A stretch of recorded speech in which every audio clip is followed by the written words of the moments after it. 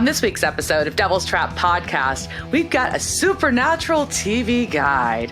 First up, Travel Channel, Surfing Adventures with Jesse. On Food Network, will the Demon Taco Truck pull ahead in the Great Food Truck Race? And contestants in Making the Cut have to make the best FBI outfits. And finally, on Lifetime, Misha Collins, My Life as the Antichrist. Let's do this. Welcome to this week's episode of Devil's Trap Podcast. I'm Diana. And I'm Liz. And this week we're going to talk Season 5, Episode 6, I Believe the Children Are Our Future. You know, I was forced to sing that in third grade. I Maybe or fourth grade? I don't know. I just know there was some assembly and I was forced to sing in it. Yeah. Oh God, I can just pick. I guess it would be worse having to watch it though, like a bunch of off-key children singing that. Oh man, thank God there was no digital social media shit back then. See, I think I sang that once, but we had another different song that we sang frequently. I feel like in assemblies, and I feel like you're gonna cringe, but it was Lee Greenwood's "Proud to Be an American." Oh no, I had to sing that too. I actually believe there may be a photograph of me singing that in a newspaper in San Antonio. Nice. You know, at some point, I was in a lot of San Antonio newspaper stuff for different things. So, and anybody ever wants to go through some archives and find that shit, enjoy.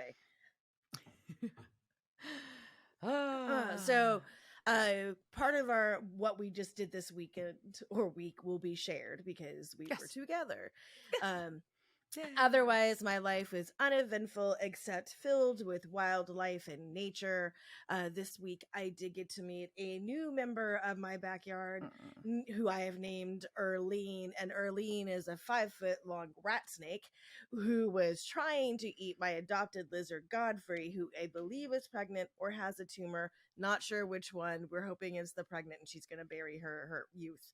As Diana, we figured out that is. They say that's what they do with their eggs. They bury their eggs. So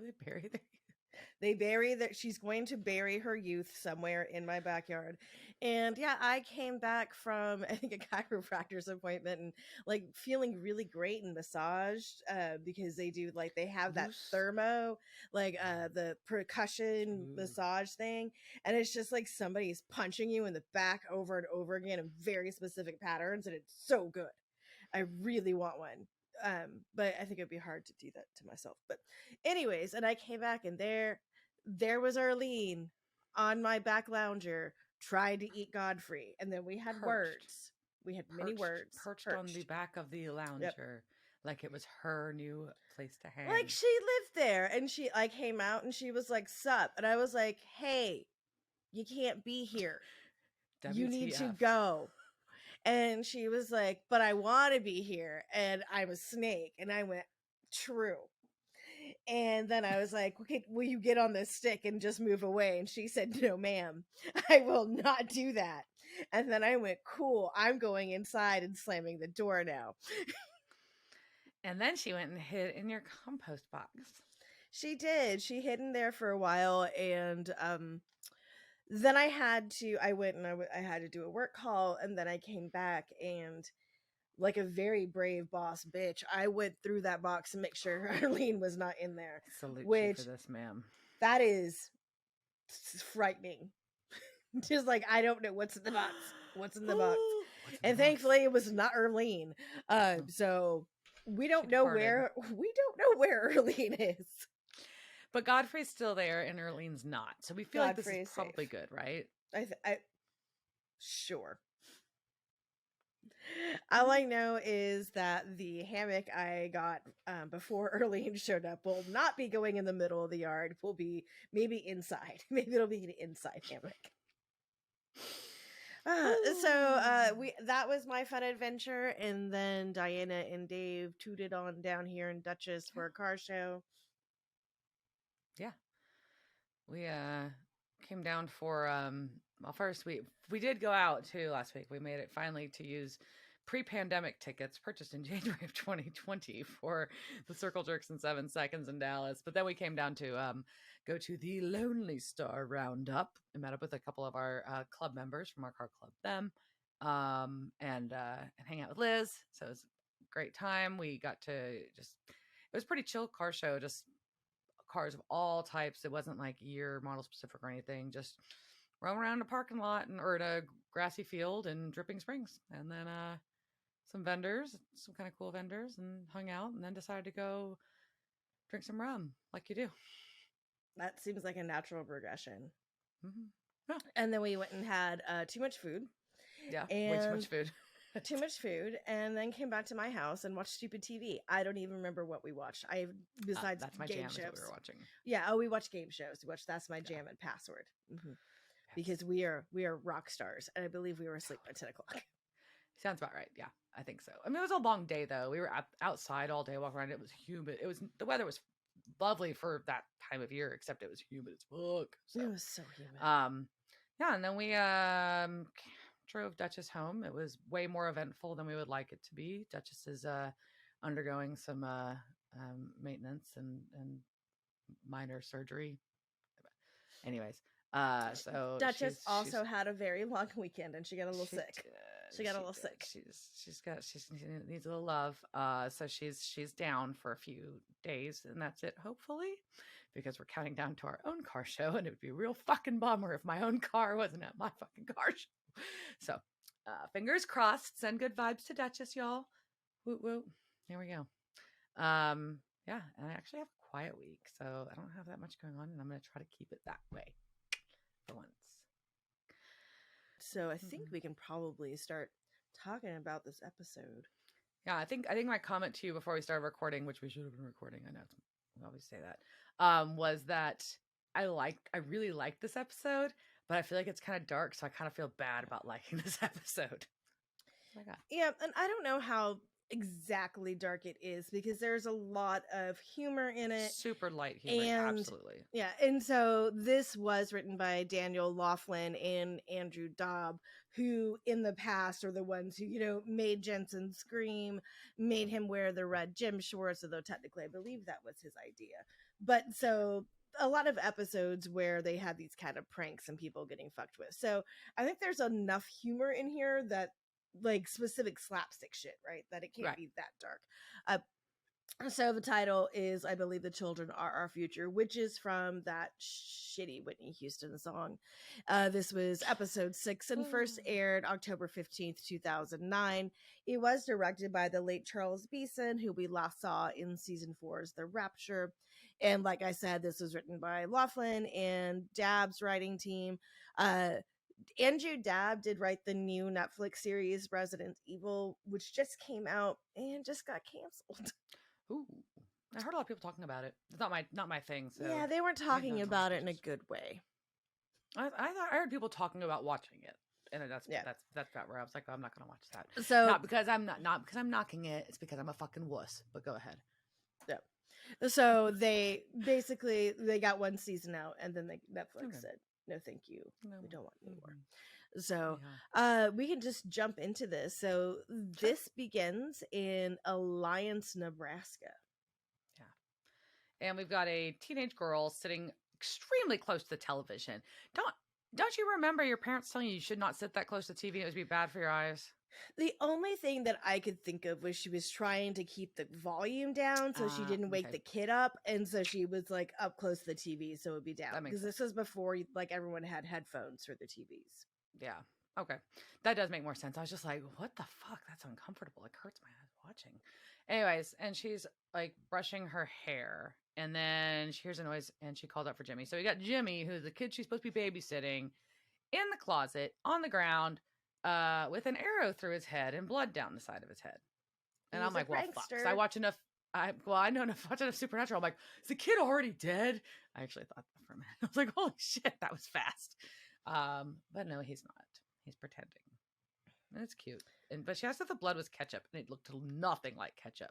But if it was, ew, I agree with her. It was gross. Either way, it's gross. Like, just you have red shit everywhere. And Jimmy does graciously offer to go to bed if she lets him touch her boob. Because prepubescent boys are gross. They are. Teenage boys are also gross. Yes. But So boys are gross. She gets him to go to bed, and so she sits back down to continue watching her movie. And there's like, Well, I did not.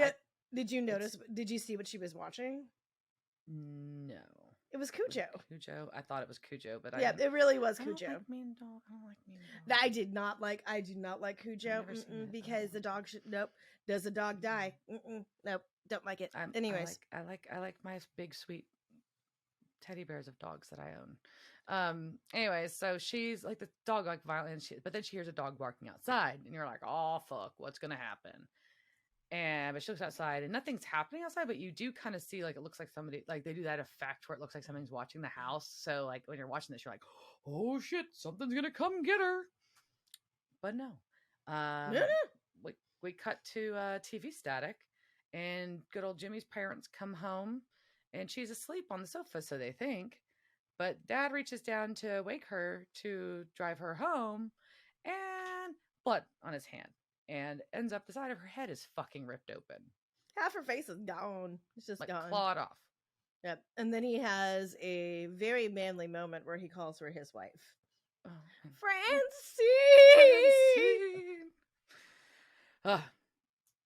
So we've got our enter the Winchester brothers as FBI agents Paige and Plant. Like you said, they're on their classic rock train again. And back to Zeppelin. Yeah. And they want to see, they're talking to the coroner, they want to see Amber's body. Basically they said that they had heard that something clawed through her skull. And the Emmy's like, did you read my report? Yeah, they thought it was a wolf, but nope, we found a press-on nail in her temporal lobe. So she must have done it to herself. Yeah, it's pretty gross. And then they like make jokes about like phantom itches and drugs. I mean, not jokes, but like references. Well, and then also once you start, like, I do appreciate they both start scratching, because when somebody says like, I'm gonna scratch right now, yep, because you said scratch right now, I'm like, damn it, my nose is you can't tell my nose is always itching. Yep. So we're going to go then cut to the Greer house, where Sam is asking odd questions, and those parents are just taking it like champs. Oh, the cold spots. I'm gonna ask some odd questions. The cold spots in your house, like, okay. Anyways, but Dean sees Jimmy hanging off in the other room, and he's like, Jimmy, I know you're lying. Jimmy, I know you're lying. Jimmy, I know you're lying. And Jimmy finally gives in. Well, I think Dean is also like playing on like this authority figure to him, and I'm like, hey, you're just instituting this hatred of law enforcement early. I mean, fine, you might as well start hating them young, but it's just, nothing's going to work out well for this child. No. So then so after Dean plays bad cop, we find out what actually happened. Itching powder on her brush. That little fucking shit. Yeah, you little shit, Jimmy. No, I'm glad you didn't get to touch her boob. And Sam says that it's just ground up maple seeds. And according to plentyfun.com, and they've never lied to me, why would they? Yeah, itching powder they are generally made from natural ingredients and are really pretty much harmless. Yeah. Sometimes they are made from the seed pods of maple trees, and they say they feel like a prickly pear when you rub that against your skin. But that's actually the least severe of all the itching powders. There are other ones that use roses. That sounds unpleasant. And also a tropical being called Mucuna pruriens, some fuck like that. And that was originally used as a cure for when you lost sensation in your skin. They would rub that. But then someone was like, this is funny, I guess. And in 2017, dozens of students had to be sent home from a Georgia school after an itching powder prank went awry. And but thankfully, none of them were seriously injured. And the students who participated in the prank were given consequences according to the Cobb County School District Code of Conduct. So typically, it's fine. It's harmless, but that's kind of funny. I think I vaguely remember that happening. I remember something about that. I mean, also in this day and age, though, that's got to be terrifying. Like, there is this white powder and you're itching. You're like, whoa. Ooh, yeah. Not itching powder is not your first thought. No. No, it is not. It So is something way worse. yeah, for sure. Yeah. But also it's like when it's at a school, something happens at a school, you're like, oh, thank God, that's all it was. All right. So, yeah. So they've got this fucking itching powder, and Sam, and as they're walking to the car and trying to figure it out, but basically she scratched her brains out, which is upsetting. Also, moderately impressed with the press on nails because all of them were on except for the one that was inside her skull when Did they he showed her just use hand. the one though? Well, I don't know. That'd be hard to do because it was like big claw marks on her. And while they did have press on nails then, obviously it was not that long ago. Press on nails have been around for a long time. But modern press on nails, like, because I wear acrylics, but mine are not press ons. But the ones they make now are like way better. So I'm kind of surprised they could stay on through that trauma. That's my commentary on your nails. So there we go. So they're back at back at the hospital with the medical exam or the coroner again. And it's a sad scene. It is, and there was a guy who was electrocuted. They don't know how. No.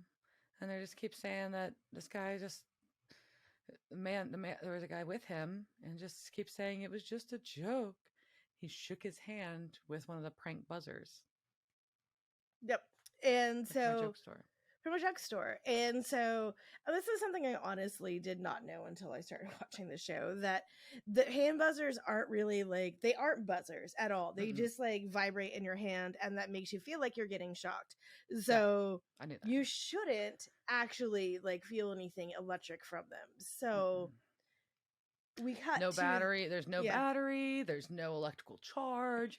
It's literally just vibration. It's like a coil vibration thing in there Yeah. inside of it. It's a Is that spring. like It's a spring. Yeah. yeah. Yeah. So Dean gets suited up to test this buzzer now because he got to figure out how this electrocuted this guy to death. And Sam calls him Mr. Wizard, which I love. A good Mr. Wizard reference. Yes, but they look adorable in their little protective gear. I like They it. do. And he gets all suited up and presses the buzzer into a giant leg of ham. Pork shoulder, ham. Yeah. Yeah. Big old chunk of pork. And it electrocutes the fuck out of this pork roast and cooks it through, basically. Yeah, and honestly, if that was a real thing, you could Shark Tank. Here I come. Very efficient and very quick. I'm in. I'm in. If I can get a whole ham done in like 10 seconds, fuck right. Yes, I gotta do one I'm doing one in the crock pot later this week. It's gonna take fucking hours. And you see, like ham. he's I'm doing well. I'm not ham. I'm doing a pork roast, but still. And Dean says that'll do, pig, and starts fucking reaching and starts eating it, and it's very tender. Did you notice? It just pulled apart like a good pork roast should. Like, all right, that did cook nicely. It did. And apparently, according to the prop master, Chris Cooper, it was a giant pain in the ass because this is a television show. So when you have to have multiples of everything, right? Because you're constantly like you're shifting cameras and things like that. And he is like, also when you're cutting pieces off of a giant ham, getting them to look the same is also a problem. And he was like, on top of that, like you don't just cook pork shoulder and get a ham, and the ham has to be cured, and there's like all ways of curing it, made you change colors, blah blah blah blah. But this also goes back to the the writers just fucking with Jensen so much, because think of all the ham between this scene and the next one. He ate so much. I'm betting Jensen Ackles still doesn't eat ham. I'm pretty sure. That's a lot. I mean, I like pork, but I'm not a big ham person. I know it's the same thing, but it's not. All right, so Sam has deduced that there is probably there is a link between these. Right. There has to be a link between the buzzer and the powder, but they are from different places, different products, but they were both purchased at the same store in town. So they have to go to the Conjurarium. What a great name. I like it. I would go to any store named the Conjurarium. Conjurarium. And Dean gets very excited about a whoopee cushion and has to make that purchase, which is very Dean, so it's on brand for sure. It is. And they get welcomed in and hit this by the owner of the shop, who is definitely wearing a I think it's Siegfried Siegfried. shirt, Siegfried shirt with the tiger, with the white tiger on it. It's pretty amazing. And the brothers are asking this guy, the owner of the shop, about the buzzer and about the itch powder, and they kind of get him on a roll, like where he's talking shit about the kids that come in the store, like kids just come in here and break shit. They're only interested in their iPhones and kissing vampire movies. It's funny. And they kind of like hype him into like, well, you're angry about this, right? Trying to like say like, oh, this guy's fucking a witch that's like cursing this shit and making this happen. But instead, Dean puts a rubber chicken down on the countertop, which is weirdly metal. That doesn't happen very often. Just saying, convenient for the shoot, but whatever. And presses the hand buzzer into it, and like fries melts this fucking rubber chicken, which was actually really funny. I thought It was, yeah, that was a very good effect and gross. great. Yeah, very gross. And this guy is fucking traumatized, so he's obviously not the big scary mean witch. He is not a powerful witch, and they're just like, oops, sorry. Sorry. But also, one thing I don't understand is the guy said, I have sold one exactly. Why did you ask who he sold it to? I thought that was weird too. He knew exactly he had sold one thing of itching powder and one buzzer, and he knew that that's all he had sold, and that wasn't a question anywhere in the conversation. I also really want to know why there was a mannequin in a full tuxedo and a rainbow clown wig in the background at this shop, because I don't know what that has to do with magic and or pranks. Because that guy was clearly lonely. It was just weird. Everybody has to have a friend, even Siegfried dude. So we then switch to a dad and a young girl who is being tucked into her bed. Yeah.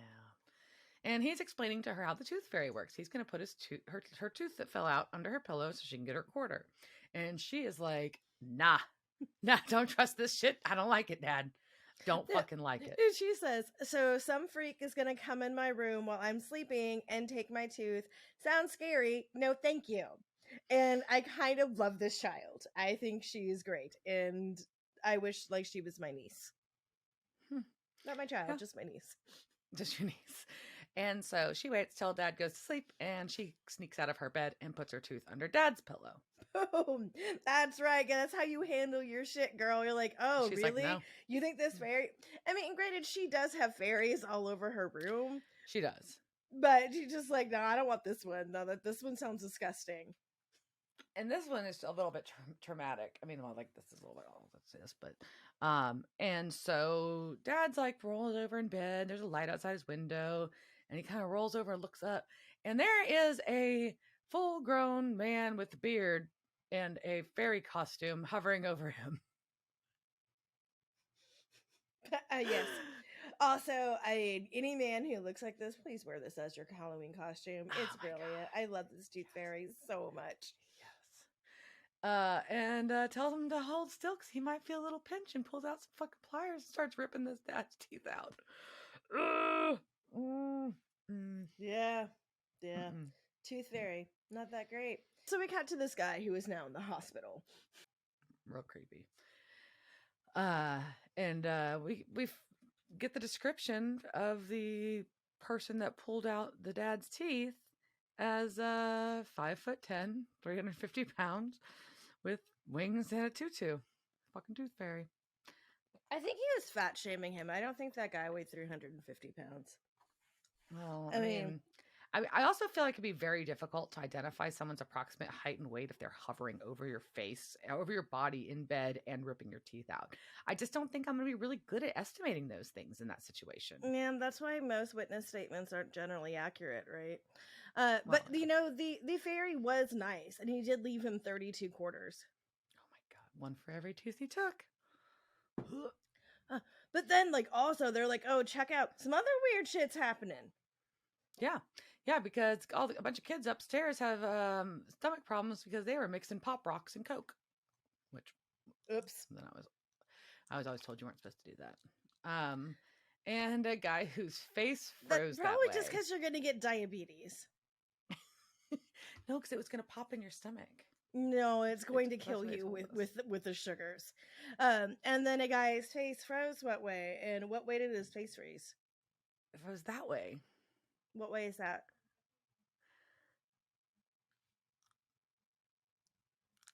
I made the face, kind of. Okay, what's even better is I can't see your camera right now because the internet's fucking Ah. up. So I don't know if you made that face or not. So I will be surprised when I'm editing the video.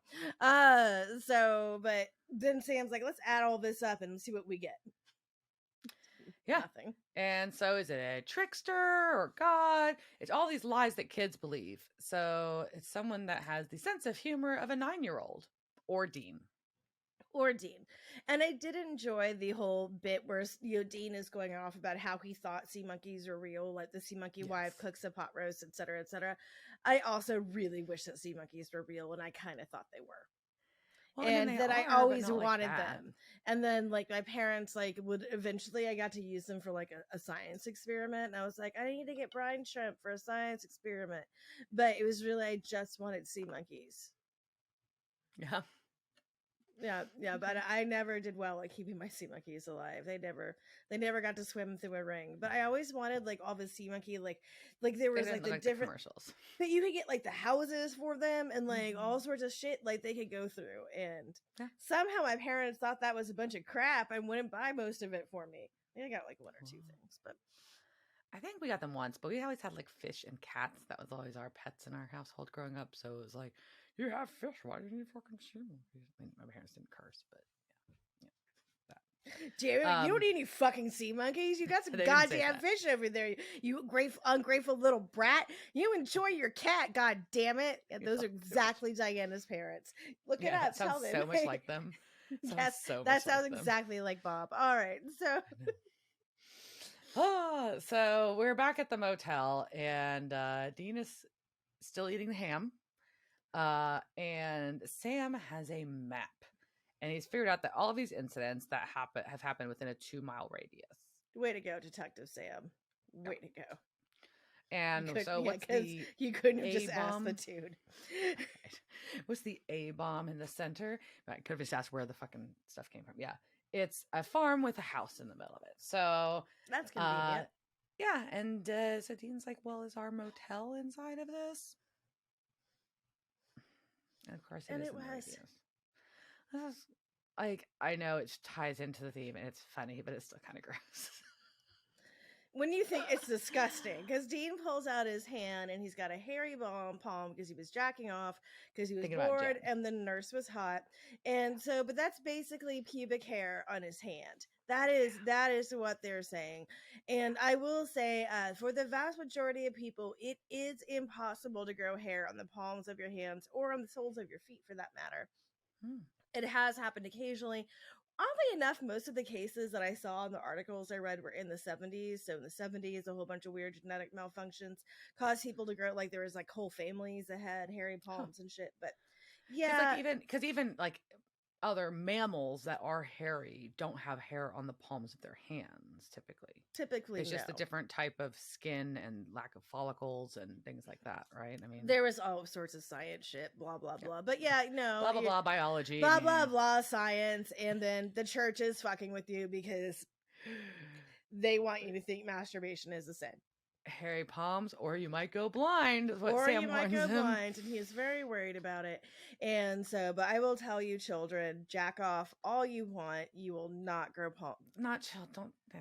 Don't. I'm not children. Jesus. I mean, people of children. I don't care. Everyone, jack off.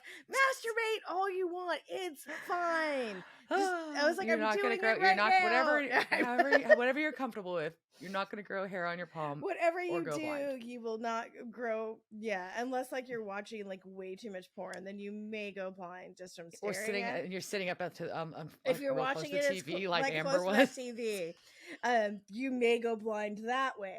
But anyhow, so Sam also gets this horrific idea that Dean is going to use his razor to take care of his hands. Yeah, gross. Gross. So our after Dean finishes shaving his hand, apparently, and just imagine stubble on the palm of your hand. By the way, razor, you can get razor burn. He All has right. an ingrown hair in his hand. Oh, gross. All right. So they pull up to this farmhouse and they're in their suits again. And it's actually a really pretty scene at this house. I was like, oh, that is fucking lovely. So Dean has the demon blade, and Sam goes straight to the front door to No, try to pick the lock. It was Sam Or who was it him? has it, and it's not even sheathed. It's just No. like on his belt, like about to stab him in the leg. Yeah, it's a very weird placement. Don't And bend Sam over, Sam. Like if you bend over, like you're gonna cut your stab femoral yourself. artery. Yeah. And they go straight though to pick the lock. Like no knocking, no checking if people are there. There's a fucking car in the driveway, straight to lock picking. It's not bright. It's not. Very weird choice. And a kid opens the door. Won't tell them his name because stranger danger, probably. You don't blame him. He just busted them trying to pick his lock and wants to know who they are. And he closely examines their FBI IDs. Yeah, and then And Dean tells him, "You can trust us. We're the authorities." And I'm like, "No, child. Should be the opposite. Don't trust the authorities." All right. there's okay to have it's okay to have a healthy mistrust of authority. Mistrust authority. Opposite. So the kid's like, yeah, my parents are at work. And Sam's like, well, cool, we're just gonna have some questions, which by the way, they're not supposed to do without a legal guardian present. But that's okay. That's okay because they're not actually FBI agents, so it's fine. I'm just saying this kid was very close examining this ID. He would probably know that if he's that close. He needs to know. You need to know your rights more, child. All right, we need to school you in what the cops are allowed to ask you, when you're allowed to let them in your house. Like that should be the online safety program we're having for children now. Like next time it's October, Cybersecurity Awareness Month is coming up, like in a month. So maybe I'll like post that to my company, and they're like, "Yeah, let's do things to educate the children." I'll be like, "Cool, let's talk to them about their rights when cops need a warrant." Okay, we went on a basically it just needs to be like, what do your parents say is the answer actually for all of that, but that's okay. There we go. So the kid's kind of like the kid's making soup for himself on the stove, and Sam's like super like, oh, look at you, fucking kid. Like no other kid's ever taken care of himself other than than Sam and Dean Winchester, apparently in their minds. They're like, oh, all impressed.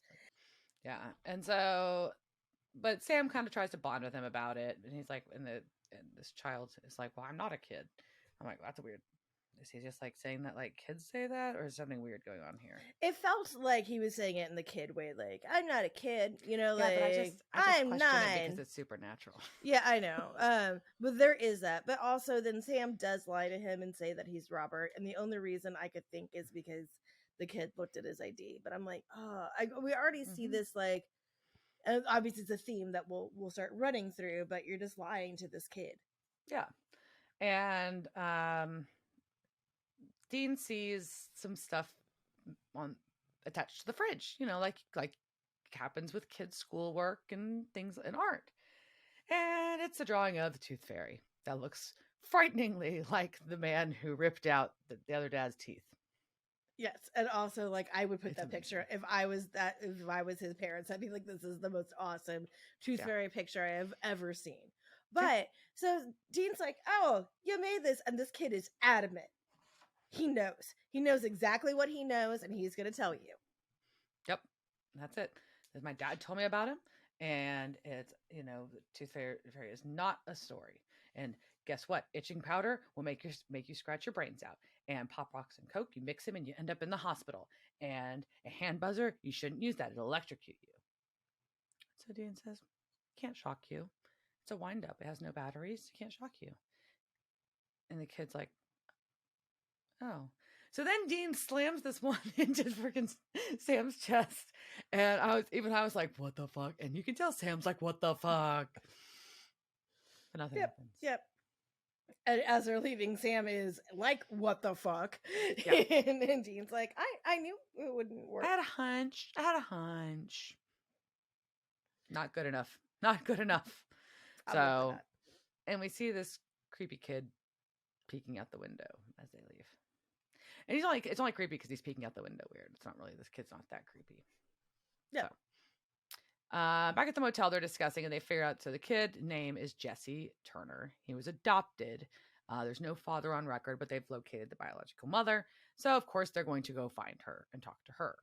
Because they never talked to his adoptive parents, which I also think is kind of a weird, like, interesting thing. Like, we don't see Jesse Turner's parents really in this episode.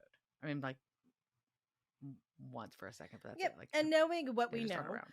I mean, how do we know that his parents weren't in on this, right? Like that they didn't adopt him because he was a demon child, like to protect him, or like part of some order. Like you would talk to them. I would. Why are they not part of the conversation? Anyways, so we cut to this in Elk Creek, Nebraska. And so we've got once again our we're sticking with the FBI pseudonyms and outfits for this episode. Outfits, suits, because like outfits, they're outfits. My outfit. We went with the FBI outfit today. That's a black suit with a fitted white shirt, Oxford button down, skinny tie, but not too skinny. We don't look like we're a rude boy, but just like kind of like Reservoir Dogs is the look that I'm going for with this outfit. And as my accessories, I've always got to have my little fake flip badge. Flip badge, and sometimes a knife. It should be in a sheath. It doesn't go with my outfit, so I may just stab myself in the thigh, but it's part of it. It's an accessory. Accessories. All right, so and we hear they knock on the door, and you hear a bunch of locks undone, and Meg has them put after she examines their badges through the mail chute. And so like I just want someone to be like, this is so fucking fake. Because I like looking at her, she should know who the fuck Paige and Plant are. And she'd just be like, oh, you're not Led Zeppelin. No, they're not. So yeah, get off my porch. But he says, so Sam tells her that they're asking questions about her son. She's like, I don't have one. And Sam's like, oh, the one that was born on this date.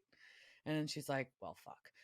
Yeah. And she's like, actually, no. It was real strange because, but when at that point, she's like, no, stay away from me, and runs through the house. And she's asked about this pregnancy. And they follow her.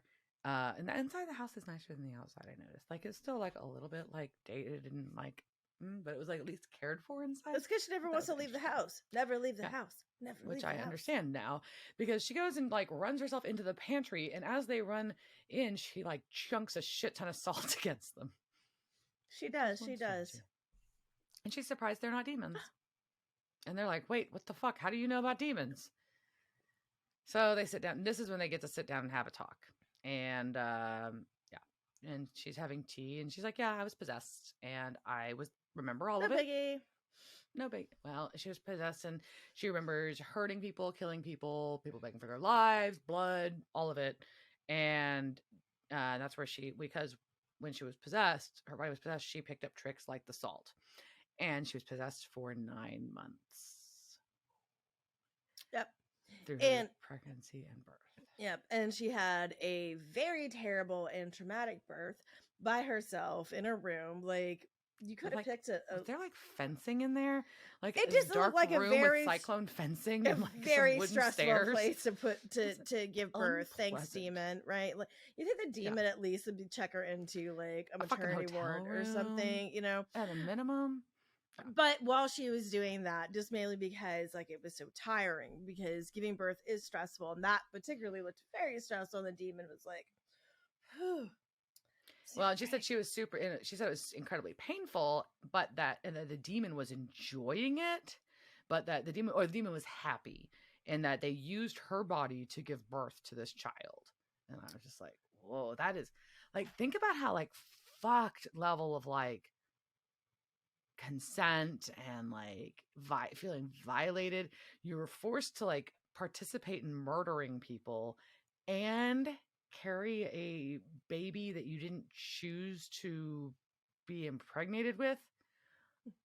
Yeah, that's a whole new reproductive rights conversation. But she does manage to take control, and she fed herself rock salt until it cock smoked out. And I will say, children, the ingestion of rock salt can lead to diarrhea, vomiting, seizures, fatigue, unusual drooling, disorientation, and long-term damage to the gastrointestinal tract. Salt poisoning is a common problem among pets that have eaten it. So, as if you live in a climate which is not Texas or at least not the Texas I live in, and you're required to have rock salt for your driveway and other things. Keep it away from your pets. And if you're possessed by a demon, highly don't recommend eating it unless it is an absolutely last resort. Yeah. Because Makes nobody sense. wants unusual drooling. So now she's alone with this baby and she's like just felt like immediately like she wanted to kill it, but she couldn't bring herself to do that, so she put it up for adoption. Reasonable. And so she asked, yeah. So she asked the brothers if it's human, and he's like, yeah. She also lets out the fact that she was a virgin. Yes. So that's how she knows that this was not a. And maybe we'll get into it later, but I don't get it. I don't buy it. I don't understand it. Because, well, I mean, she wouldn't have been a virgin. That means that I feel like the demon chose to go have sex with something, I guess. So did the demon have sex and then she got pregnant and then like it went into that? But they don't really say that. She just says that she was a virgin. It kind of goes back to what you were talking about in episode 3 about whether or not Jimmy Novak, then becoming Castiel reborn, is still a virgin. I think they just need to stop using that word. That, and then, but it also ties back into, we talk about like the conflict about the demon blood, because if she how is this half demon if she's a human that just happened to be possessed? How did the cells mix? Why doesn't happen more often? And typically within most, and we'll get to this a little, we actually won't, so I'll just talk about it now. Typically though, within like demon lore and mythology, demons and humans can't have babies. It is not a normal thing. Typically, like the way that it had to happen was like this, like the demon had to jack off somewhere and then they had to get inseminated with the sperm, which maybe that's what happened. Maybe like they had like a demon friend come by and was just like, ugh! And then like she, like that demon like took it and was like turkey basted it up into her, so she was still a virgin. Did the demon have hairy palms? The demon may have had hairy palms. Just asking at this point. So artificial demon insemination, yeah, it's maybe there's a whole like fertility clinic for demons. Dean and Sam let her, Julia is her name, we find is know that Jesse's a good kid. Not that they know him very well. They had a really weird interaction with him very quickly, but whatever. So yeah, I feel like they got like really attached to this child very fast, and they didn't really talk to him that much. No. So they go back to their motel because they need help, and so who's their help? Obviously Castiel. And Castiel's like, yeah, y'all are super lucky you found this fucking kid because we got to kill his ass. Which is not I don't think what Dean was expecting. Like, whoa, what? Nope. Like, killing children is not on their to-do list typically. And they say as much. And Castiel's like, no, it's half demon, half human. What more powerful than either one? It is a hybrid and the fucking antichrist. And then he sits on a whoopee cushion. And it's a very long whoopee cushion. And oddly enough, when this was first being shot, like the boys and I think Misha as well were just like, we can't do this. This is stupid. It's not going to be funny. It's not going to land. And Kripke was like, just basically like, no, I trust me. Like, it's going to work. It's going to work. And then once they started shooting the scene, it was just too like hilarious. Like they couldn't get through it because they couldn't stop laughing. Because I don't care how old you are, whoopee cushions are fucking funny. It was funny. They always are. Like, and you're like, nah, I'm too old to like laugh at. You'll laugh. You will always laugh at a whoopee cushion. So the cast does say something very interesting in there. He calls says, a half demon, half human is a cambio, a cambion, a taco, and a taco. I like a taco. Demon tacos. Yeah. But so he's just like, him as the Antichrist. And so I will say that for millennia, people have just been identifying or predicting who or what is the Antichrist. And there's just so much shit out there, it's really hard to get through. So, Diana, we're going to test your knowledge about the Antichrist on our new game show. Liz doesn't have a name for it. It's the Antichrist game show. Yay! Antichrist game show. Woo-hoo. It's the Antichrist Game Show! All right. Are you ready? You ready to answer Sure. the questions? All Sure. right. Question number I feel like one. I should have studied. You should have. I told you on the way, like, why? You had the whole weekend at my house. All the books were out. Like, this is a place you could have studied Where's up. your You hint? didn't. Yep. No. All right, fine. You chose to watch dumb animal videos, whatever. All right, so, but let's go to our questions. All right, first question. What did the head of the Russian Orthodox Church, Patriarch Kirill, say was what ushering in the apocalypse? Was it A, Pussy Riot, B, Vladimir Putin, C, cell phones, or D, the KGB? Well, it's either Pussy Riot or cell phones. That's my guess. I'm going to go with Pussy Riot. Idiot. Close, but no, it was cell phones. Patriarch Krill said that the Antichrist is planning to control the entire human race with technology and gadgets like smartphones and the internet. He is definitely a Putin ally, and everyone is also pretty sure he was in the KGB. And while he said Pussy Riot was doing the work of Satan and should be punished, he did not call them the Antichrist. Okay. All right. So question number 2. Which of these tech giants have been named as potential Antichrist? A, Elon Musk. B, Steve Jobs. C, Mark Zuckerberg. Or D, Bill Gates. It can't be all of the above. It is all of the above! Duh. All right. So Elon Musk totally been called the Antichrist, as he is a false savior figure, a likable, debatable man with a dark agenda to colonize Mars, advance artificial intelligence, make driverless cars, and build tunnels through the earth. All clearly things the Antichrist would do. Sure. Steve Jobs is also totally thought to be the Antichrist.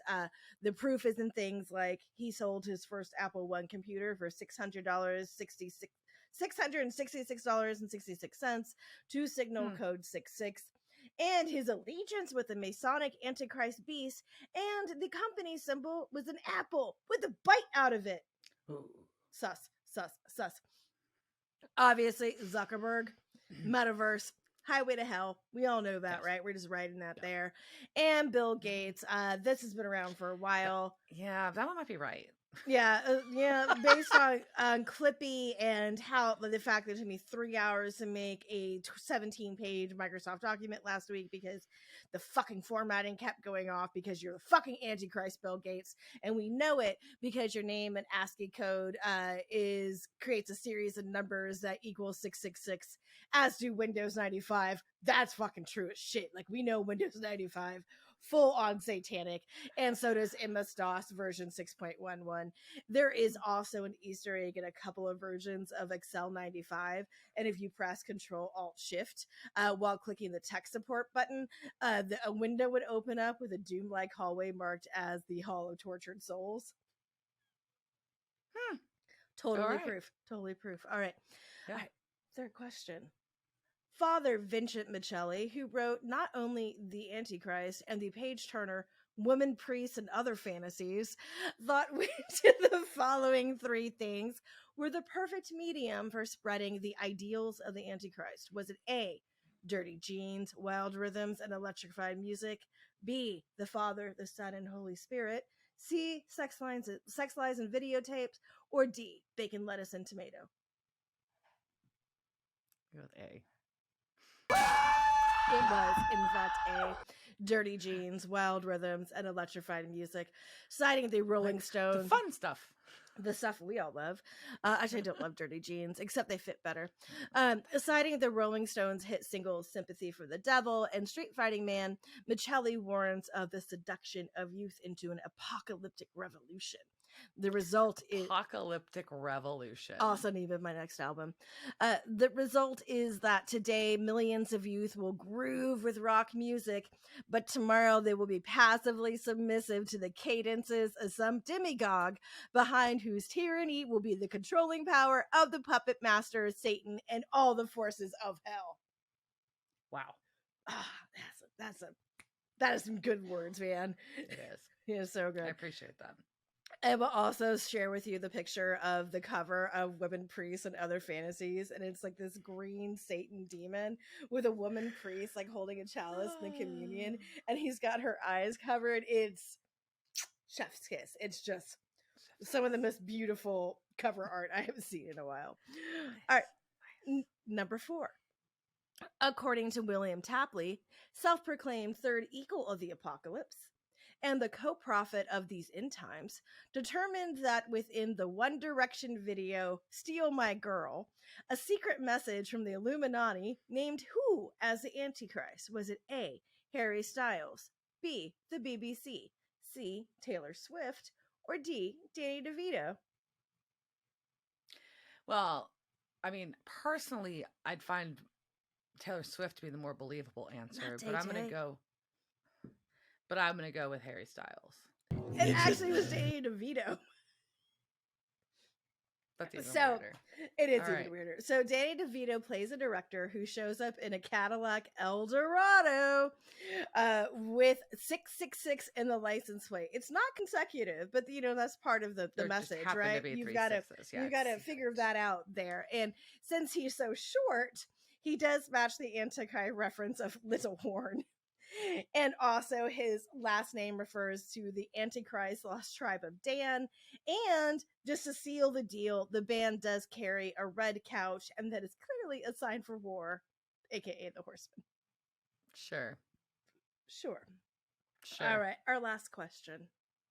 Finally, which supernatural actor has been the subject of online rumors that the Westboro Baptist Church that he is the Antichrist? Was it A, Jared Padalecki, B, Jensen Ackles, C, Mishan Collins, or D, podcast nemesis Rob Benedict?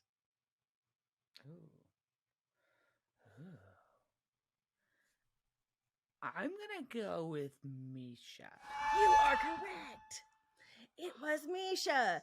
And apparently this sprung from a Yahoo's answer, but I guess it's like the core of things, like asking questions and bullshit, whatever. And this guy said that Random Acts, Misha's charity, their logo represented the devil because it had a red font and a crooked halo, which, appropriate for a fallen angel. He also noted that he interned at the White House, which could indicate grand plans for the future. Misha did explain all of this at the Emerald City Comic-Con in 2013, when he did confirm that he is in fact the Antichrist, and he is relieved that this is all out in the open. So there we go. Yeah. Misha Collins is the Antichrist, and Supernatural ends here. This is the trick that nobody saw coming in this episode. It's not the child, but in fact it's Misha.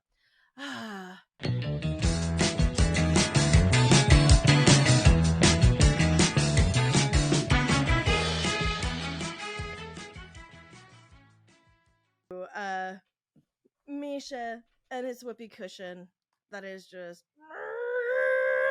ing out as he explains what he believes the Antichrist is, which we all know is just a cover to show because it's really him. Because obviously. It's him. Yeah, so he's explaining that it's not the son of the Antichrist is not the son of the devil. It's just demon spawn. And it's super uncommon, but it's also the devil's greatest weapon in the war against heaven. It's weird. Anyways, and Dean refers to Jesse as a demonic howitzer and asks why he's there.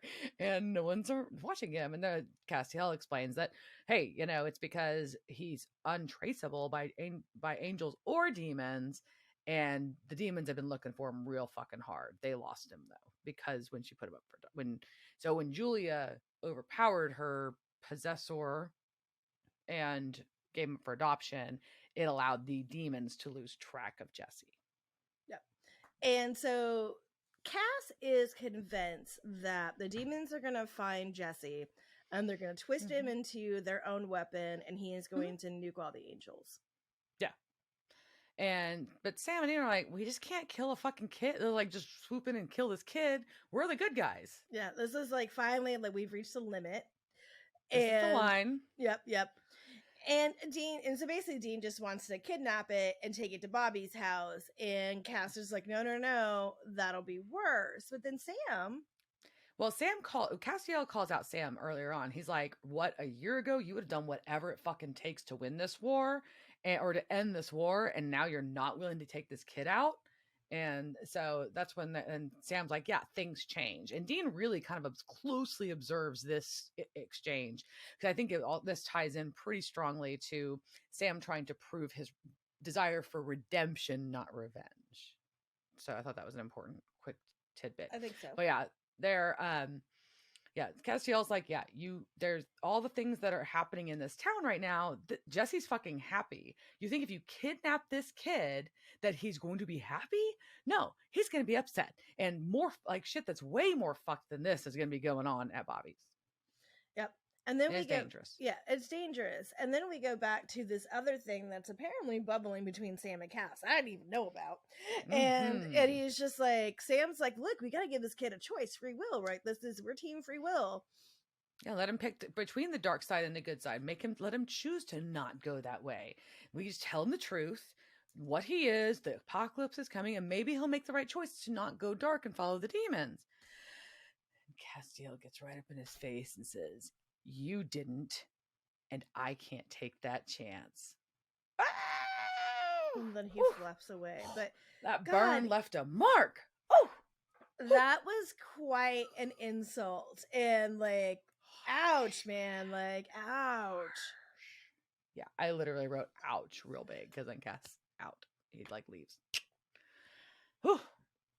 So we cut to Julia, the mom, and of course, mailman walks up. She's like leaving her house. Mailman walks up at night, which is weird, in the middle of nowhere, startles her, and she's like, "Oh, I'm a little shaky." He's like, "Yeah, talking to the Winchesters will do that to you." So shit's fucked because so he possessed. We know, yeah, and and then he repossesses her. Yeah, and that's very really sad. This poor woman. I wrote that down. Like, this poor woman. How fucking traumatized must you be? Like, you can tell, like, she barely leaves the house. That's why she has all these locks on this door. She's like freaking given birth to some child that she didn't even like know she was having, I guess. I don't even know how that all worked. That's complicated and hard to process. It's all fucking weird. And this poor woman's just been used and abused by demons horribly. And you just can't find a therapist for this. There is like no therapist that's going to take your case on and understand that you have a fear of repossession. And then like you have this fear of repossession and it fucking happens. Oh. Yeah, I would be very like, upsetting. At that point, I'd probably be like, I'm just going to go find a bunch of drugs. That is like, I would just be like, we're just done. We need to check out. We done. Yeah. So we cut to little Jesse getting water in his house in the middle of the night. And who appears but Castiel? Oh no, because Castiel wants to kill this kid. And apparently he like has the balls to do it. That's upsetting. Yeah. That seems dark. Like an angel shouldn't be able to do that. Even though we know angels are dicks, it's still weird to me. Emily's like, no, actually I have no problem with it. Like, yeah, I also never thought angels were nice. But anyway, so but then Cass lies to him and he was like, I won't hurt you. And but he's got the knife behind his back and the kid's like, dude, my mom and dad are here. He's like, they won't wake up. Ugh, that's creepy. It's creepy. But right when Castiel's about to stab Jesse, our Winchester brothers rush in the door. Yay.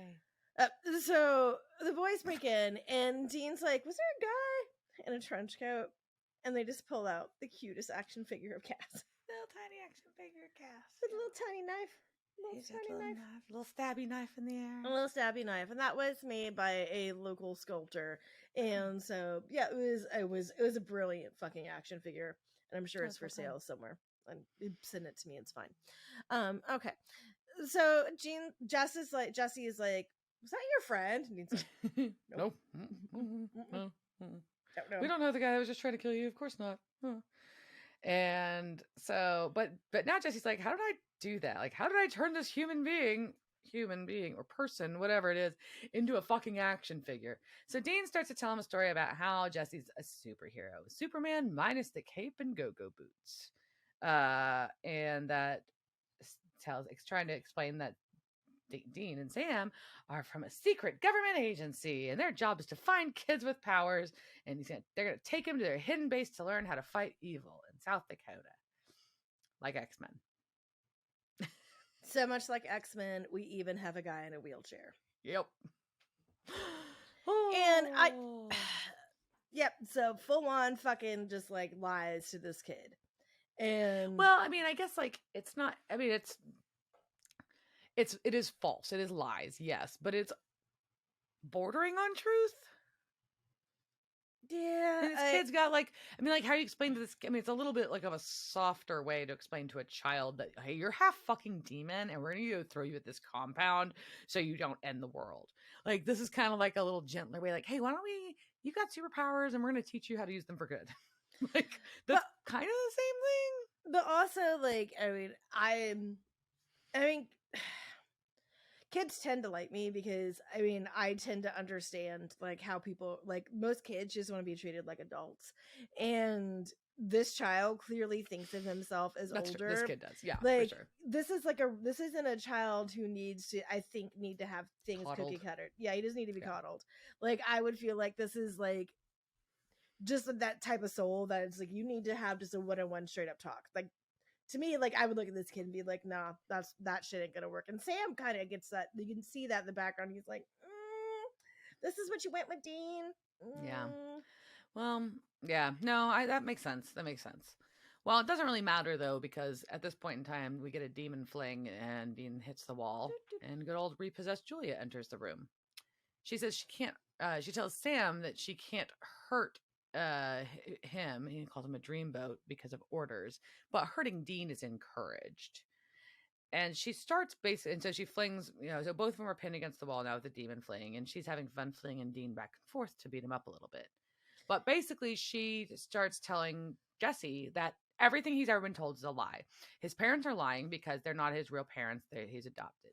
That Sam and Dean are lying because he's not a fucking superhero. He's half human and half, quote, one of us.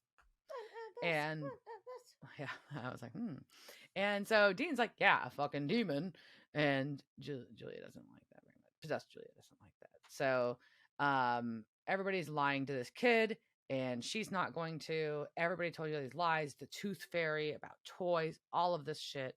And they love you so much that they made your entire life a lie.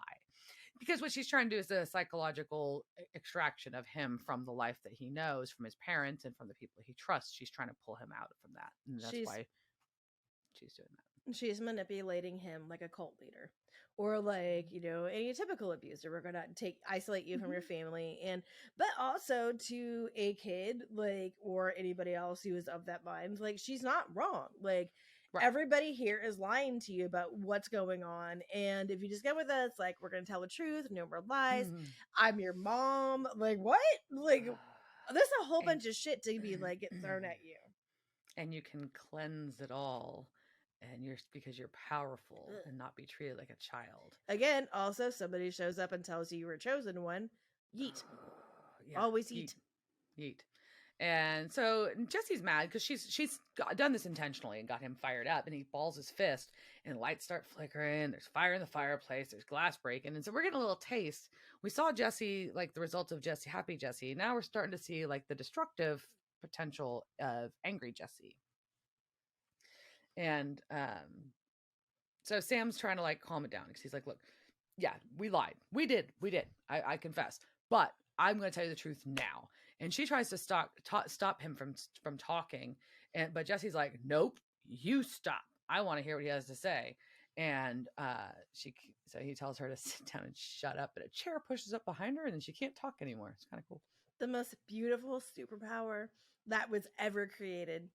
Being able to tell someone sit down and shut up, and like having them sit down and shut up. Yeah.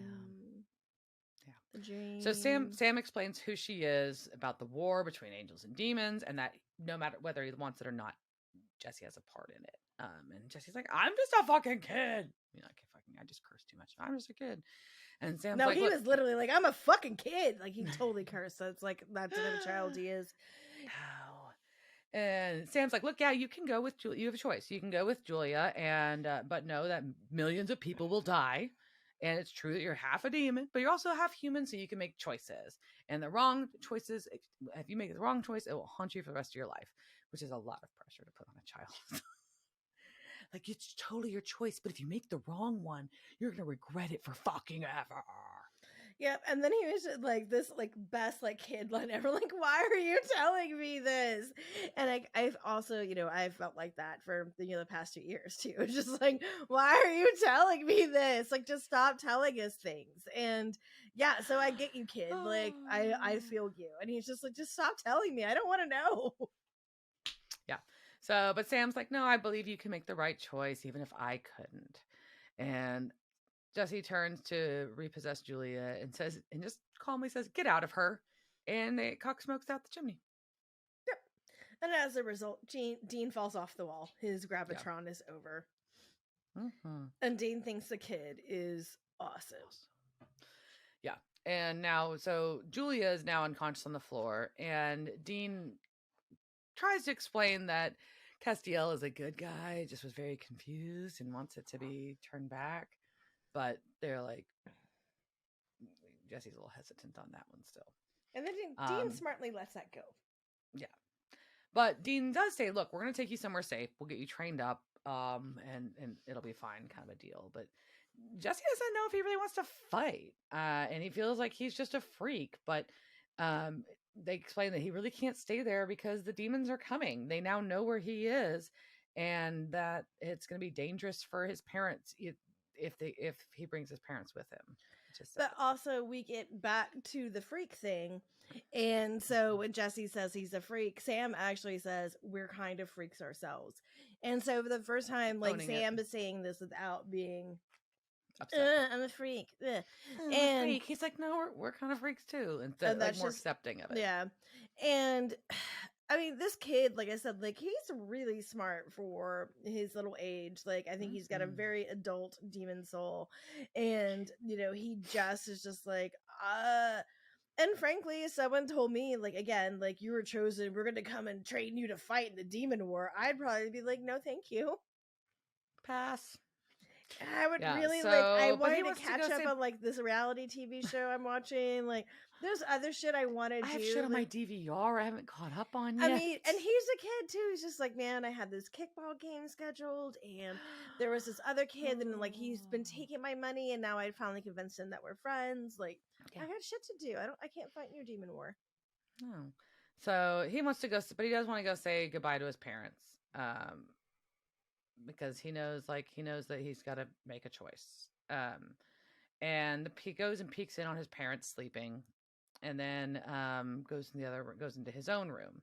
He lays down his bed, and then he sits up, and he's looking at all his wall of posters, like a young boy may have. And instead of other sports, for a young man in Nebraska, I don't blame him for having surf posters all over his wall of Australia and Hawaii. And I remember at this moment that earlier in the episode, they made a reference. Castiel had told the brothers that in just a blink of an eye, this kid with his power could be halfway around the world. So, Australia, Hawaii, I mean, Nebraska is not looking too sweet now, or South Dakota for that matter. And I feel like it's most people like who live in Nebraska, like, where you have the power to suddenly not be in Nebraska. Most of them would probably take it. I mean, I'm sure it's beautiful countryside or something. But it's fucking cold. So I know that. I've been to Nebraska when it's not cold. I still would blink out in a minute. Noted. So the brothers our Winchester brothers are downstairs, and they realize that Jesse's been gone for a while. So they go up to his room, and it's empty. And then Castiel walks in. So he's back to normal size. He's no longer an action figure, and doesn't know where Jesse has gone. But everybody that was still alive and had been affected by Jesse's power is back to normal, but that Jesse has vanished. And there's a note left on the bed to Jesse's parents saying that he has to leave to keep them safe. Do you think that man got like his original teeth back, or did he get like an upgraded grill? Like, I mean I think he probably got his original teeth back, but at that point, if I'm going to go through the agony of losing all my teeth And in a situation like that, wouldn't insurance cover it? So then you could just get like all new teeth. I'm just saying, that's where my brain went. All I know is that insurance never covers jack shit of my teeth, that's and they'd probably be like, "It's $50,000." Like, cause what 4 teeth for me was like 25 grand. Like, yeah, I can just imagine them being like, nah, they wouldn't because fucking dental and like insurance is bad enough. Dental insurance is like, ugh. Well, I'm wondering if you could get like because of like it was a breaking and entering thing, or if maybe there was, I don't know. I'm wondering if there's like a crime victims fund. Like, Like I don't know. I'm just trying to, I going, had oh to my God. pay for most of my surgeries because I had my teeth removed at a different office. So then like I could just see insurance being like, well, you didn't have these like removed at a preferred Right. provider, and Oh. so now you have to pay for all of them to go back. I have no faith in insurance anyway. Yeah. So but so at least he hopefully he's got teeth. Maybe he still has cavities, but it'd be really great if like all his like gingivitis was cleared. Yeah. And like, that'd be nice. No cavities, all clean, fresh. Yeah. So we've got Jesse's sweet note, and Dean's asking Castiel how to find Jesse, and he's like, "We can't. There's no way." So our brothers, our Winchester brothers, are driving away in Baby, and Dean asks Sam if he thinks that Jesse will be okay. They destroyed his life by telling him the truth, and but they didn't feel like they really had a choice. But now he kind of understands why parents lie. Let kids go to bed feeling safe at night, and then they wish their dad lied to them a little more. Yeah, it's a really touching moment, and also just weird for them to agree on something about John, right? Right? So Dean, About that Dean relationship, finally yeah. realizing that, like, wow, like our childhood sucked, and I kind of wish we had a nicer one. And the Sam to be like, yeah, me too. And then it just fucking ends. It ends. Yeah, it ends. So, yeah. So I've got a few casting notes. Is it time for the casting couch? It is time for the casting couch for sure.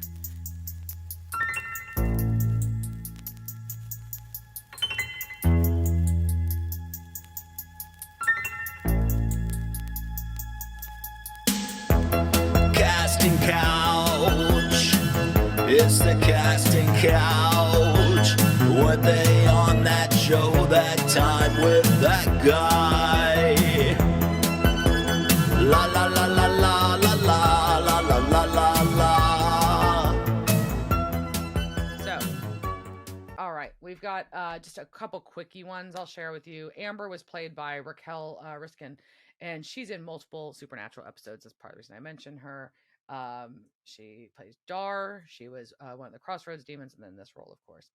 The little girl that didn't like the Tooth Fairy was played by Delilah Bella. She's a regular in the series Anne with an E. Her name is Diana. Isn't that funny enough?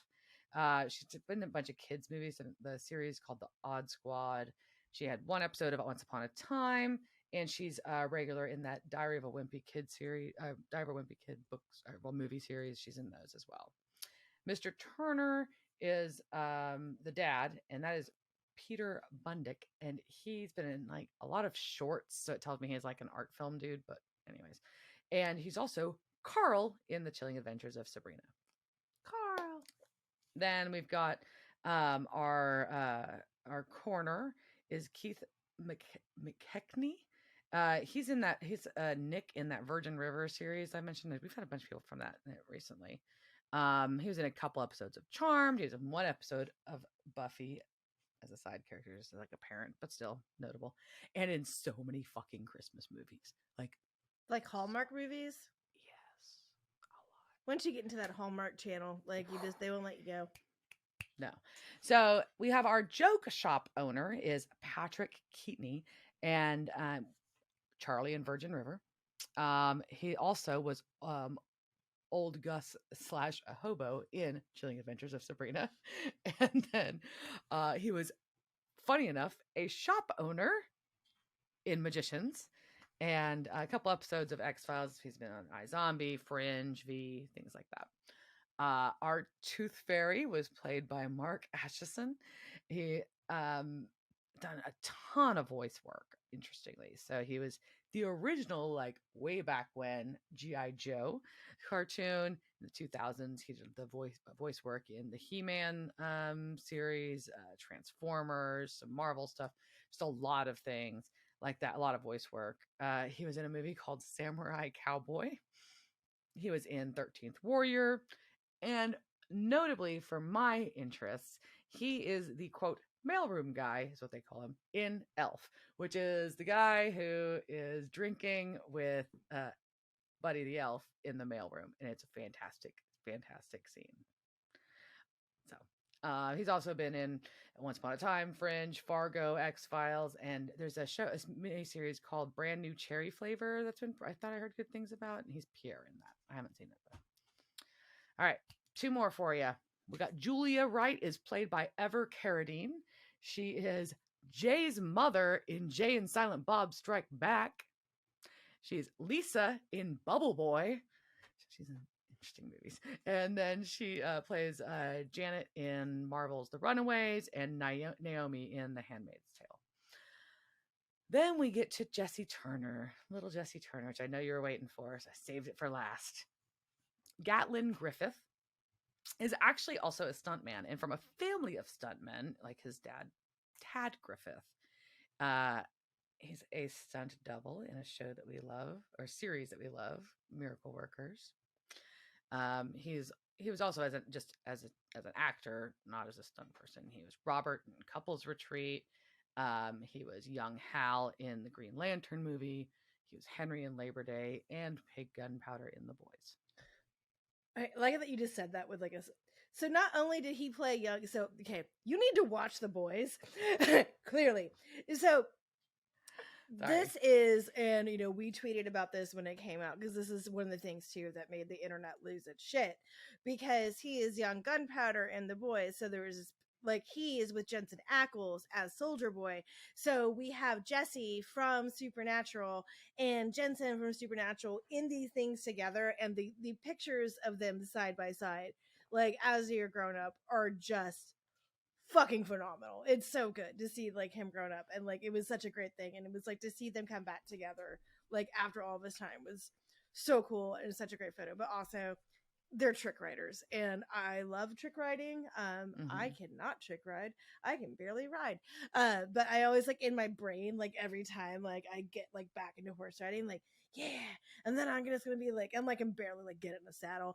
So I was like, oh, and they were I'm going to do a handstand right now. I can't do it on the ground, but I can certainly do it on a horse. I can certainly do it on a horse. And I love trick saddles. I just think they look cool.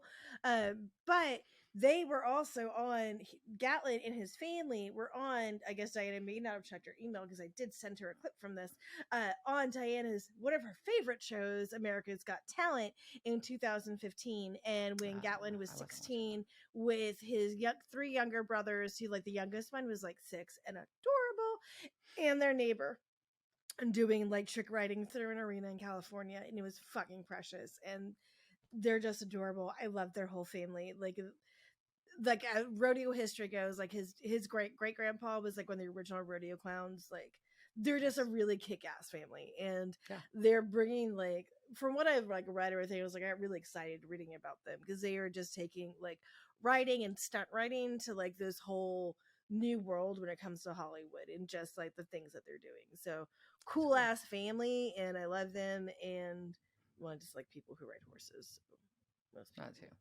There you go. But it is, yeah. His name is Gatlin. And his name is Gatlin. Like, you know you're going to be a cool kid, right? You have to. There's not an option. You have to be a cool kid, otherwise you're fucked. Yeah, and I think also like really interesting, like reading like the comments from his dad, Tad, just about, you know, this legacy of a family that's been doing, you know, who've been like, this is your thing, like it's been going on for generations, and just kind of, he's like, I raised my kids differently than my dad raised me. So apparently, you know, he took some inventory and raised some great kids, and I just think it's neat. So it is. Yeah, that was a huge, like, there was a lot of fun stuff in Casting Couch today. So it was. Yeah. So let's zoom back in. I don't know how we get out of casting couch and go into wrap up, but yeah. So wrap up. Like I said at the beginning, I really enjoyed this episode. It was really fun. The music was really silly, slapsticky. Like it sounded like cheesy, like 70s, like comedy music, or 80s, probably more like 80s, like comedy background music most of the time. Which set the tone appropriately for it to be kind of like this borderline immature comedy through the whole thing, which was fun. And it was all things that we had heard stories of as kids, I think, at least for me. And so I thought that was a really fun element of it. I thought the real dark part was forcing a small child to like be told that he's like that, has all this power and it has to pick a side in a war. That's pretty fucking tough. But also, and I think that the stuff about poor Julia, this poor fucking woman, was distressing. But otherwise, it was kind of a fun episode. I would say more than fun. I actually really liked the episode. I just feel bad saying it was fun because of poor Jesse and Julia. That's no, definitely you have. Does that make sense? I'm like, that was super fucking fun. This bitch is fucked and this kid's fucked too. I get sense. But it's also a television show and it should be entertaining that they're fucked. And I think we get, more into the idea of just demon possession and what it does to a person. Yeah. And really also like pressure that it puts on, that got put on Dean and Sam as kids that they're finally recognizing that, maybe we shouldn't put that pressure on children. Yeah. Maybe like we should just let them kind of do what they want. But at least like I feel like Sam like shows like some growth in this. He doesn't he's not freaked out about being a freak. He's just like, nope, sometimes you're different. Well, and he takes a hard line on not being willing to risk other people to win the war, because it's not worth it then. I think that was a cool thing too. Like I think it was something, even when I watched it, I felt like I kind of brushed past, but then when I thought back about it, I'm like, man, that's kind of intense. But it really does feed he insisted that when him and Dean got back together, that he wanted redemption, not revenge. And this is a sign of wanting redemption, because he wants to be the good guy no matter what, even if that doesn't mean winning at all costs. Yep. And I'm about to say something, which is a spoiler alert. And so if you don't want to know about what happens in the next 10 years of the show, stop listening now. But it's not going to be like that. Nothing that's going to ruin Diana's experience. Jesse never comes back, and it always. Well, I noticed that because I'm doing my research. Well, you obviously saw his casting, and like he never comes back. And like Kripke talked about like how Croatoa was like this thing that was on his board that never like you solved that shit, and you just let like this demon child never. The Antichrist, you just disappeared. The Antichrist, or he's been surfing. I guess Cass is saying like, would he be? Yeah, like he had to like. Why is like they're never like in the background like Jesse blah blah blah wins like 9,000th surfing competition, like always having the perfect waves, like and like dolphins running beside him. But this always stuck in my craw that. I thought that was troubling too. I was wondering if there'd be some other solution where maybe I wasn't privy to that, but I was definitely caught my attention that there was no, like this was a one episode thing for Jesse. And I was like, that's fucking weird. And if you even think about it, this was 2008 and it was season 5, you have 10 seasons after this. So he would have been a grown up, he would have been at least a grown teen, like a late teen by the end of this. Like, how does he never come back? Like, I don't it's a weird choice. Understand it. Seems like a very obvious storyline, but it's okay. I guess maybe it just fucked up too many other storylines, but yeah. So I like this episode, but every time I watch it, I'm like, where the fuck is Jesse? Where is he now? Where is he now? And the Antichrist episode. And I double checked. Like I went through. I'm like, I'm making sure like he's not on here. And yes, we should have VH1. Where is the Antichrist now? Lifestyles. It could just be or lifestyles of the rich and famous, and it's just Jesse. Insert last name here, and his like beach mansion in Australia. Did he pick Australia or Hawaii? Who knows? I want to know, because there's very different cultures. I'm just saying. Well, and like, what did he do? Like, how did he go like play off being a little kid by himself without any parents? Like I feel like there is this entire like adventures of Jesse that needs to happen. Adventures of Jesse the Antichrist. So on that note, Netflix, there you go. There's your new show after you canceled the other one of the writer. Bring him back. He needs work. Yeah. All right. Pitched. Pitched. Done. Signed. We want royalties. All right. With that, cheers, jerk. Cheers, bitch.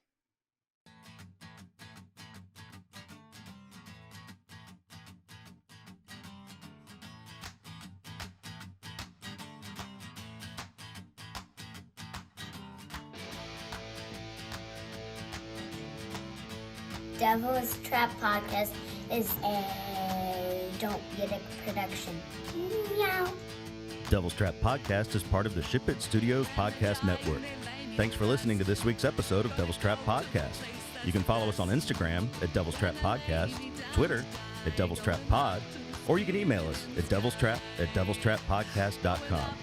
Don't forget to subscribe, leave reviews, and share with all your friends. We're at all your favorite podcast outlets and at devilstrappodcast.com. I'm Babe. Thanks for tuning in, and we'll see you next time.